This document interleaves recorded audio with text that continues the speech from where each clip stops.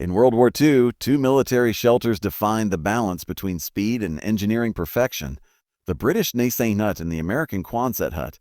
The Nissen, simple yet brilliant, could be built in just 3 days by untrained soldiers, allowing armies to set up bases faster than ever. But when America redesigned it into the Quonset Hut, comfort took priority over speed. This documentary reveals how a small engineering decision shaped entire battlefields, and why sometimes a good enough today can win a war faster than a perfect tomorrow. During the chaos of World War II, speed often meant survival. Armies that could move fast, build fast, and adapt fast were the ones that stayed ahead. Among the many tools of war that determined the fate of millions, few people today remember the humble metal shelters that once dotted every battlefield: the Nissen Hut and the Quonset Hut. The story begins not in America, but in Britain during the dark days of World War I. In 1916, a brilliant Canadian mining engineer named Major Peter Nissen was serving with the British Army. Soldiers fighting in the muddy, freezing trenches of Europe needed quick, reliable shelter, something they could build themselves without heavy equipment or expert knowledge. Nissen, drawing on his experience with mining structures, came up with a simple yet revolutionary design: a half-cylindrical steel hut that could be erected in record time. His invention, the Nissen Hut, was made from corrugated steel sheets, curved into a semicircle, and fixed to a light frame. It didn't look fancy, just a metal tunnel, but it could be transported easily, built by untrained men, and completed in less than 72 hours. The British Army adopted it immediately, and soon Nissen huts were spread across Europe, Africa, and Asia, providing housing, hospitals, offices, and storage during the war. When World War II began, the design returned to the spotlight. This time, the United States saw the potential. The U.S. Navy, preparing for massive operations across the Pacific, needed portable housing that could be shipped and built on remote islands with little labor or machinery. They took Nissen's idea and modified it, giving birth to the Quonset Hut, named after the Navy base in Quonset Point, Rhode Island, where it was first produced. The Quonset Hut was an engineering upgrade in many ways. It was roomier, better insulated, and easier to adapt for different uses: barracks, kitchens, offices, medical stations, even chapels. Its parts were standardized, meaning thousands could be mass-produced and shipped in crates worldwide. However, with these improvements came a cost: time. The original Nissen Hut's beauty lay in its speed. Soldiers could build it quickly under fire in mud, rain, or desert heat.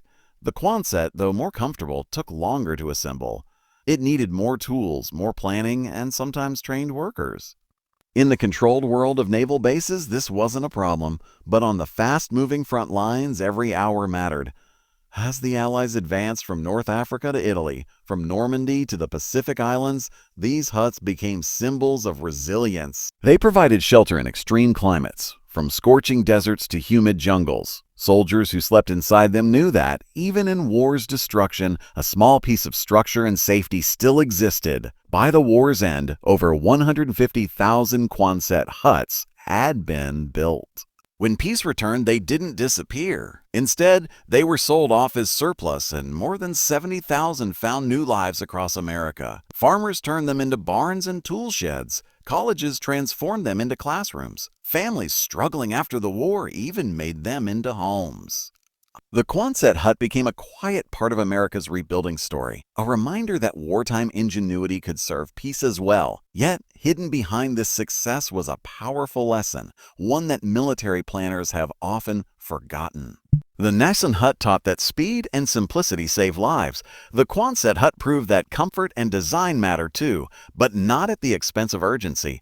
In war, waiting for perfect conditions can cost victory. Modern militaries and even disaster response teams today still face the same question: is it better to build something perfect or something fast enough to help right now? The lesson from Nissen and Quonset is clear: adequate shelter today is better than perfect shelter next week.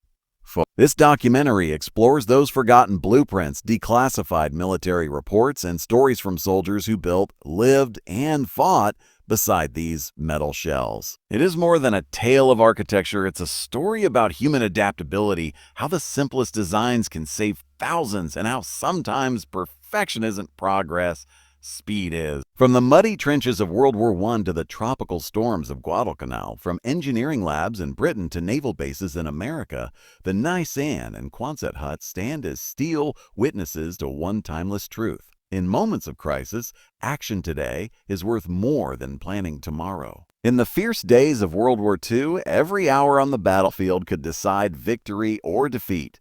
While tanks, planes, and weapons took the spotlight, another quiet hero shaped the war's outcome: the humble metal hut. These curved steel structures, known as the Nissen Hut and later the Quonset Hut, provided shelter, command posts, hospitals, and storage to soldiers fighting across continents. The story begins during World War I when a Canadian mining engineer named Major Peter Nissen was serving in the British Army. He noticed that soldiers were suffering not only from the enemy, but from exposure, rain, snow, and cold winds in the trenches.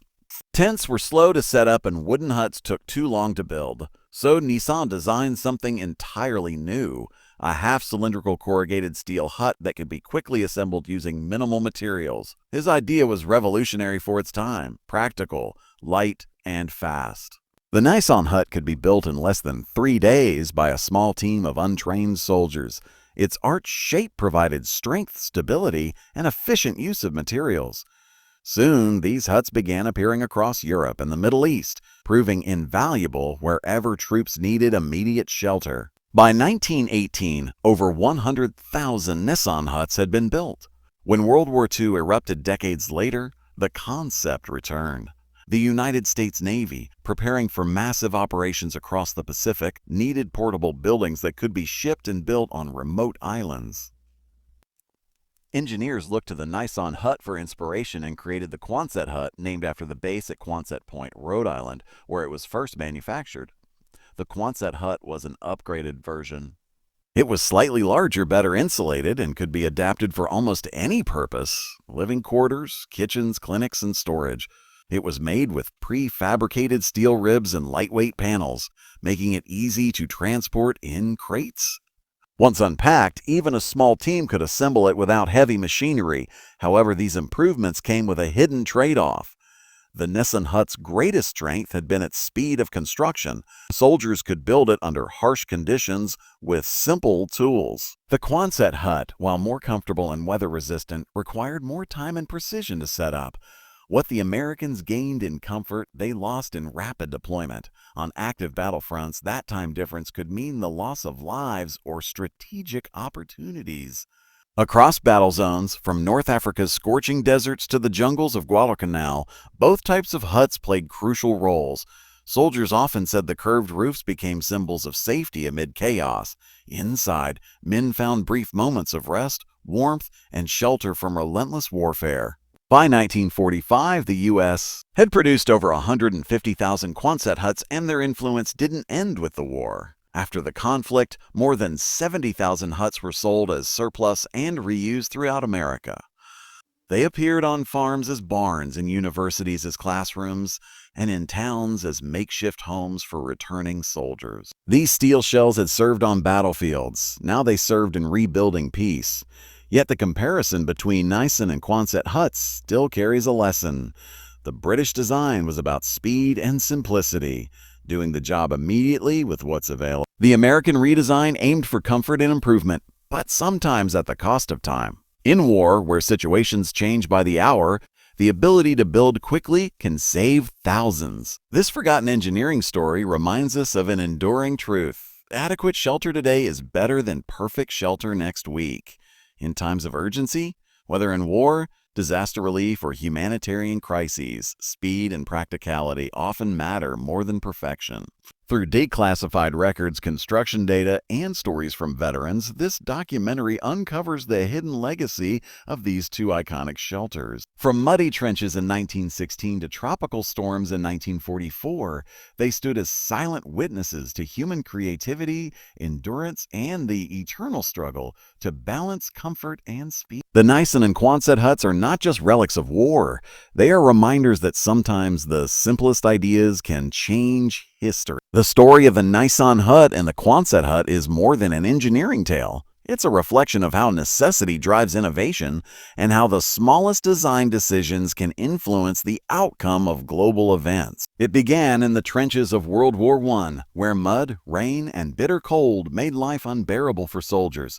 Traditional tents leaked and wooden shelters took too long to build. Amid this struggle, a Canadian mining engineer named Major Peter Norman Nissen saw a problem and created a solution that would change military construction forever. Using his experience with mining structures, he designed a lightweight, semi-cylindrical hut made of corrugated steel sheets bolted to a steel frame.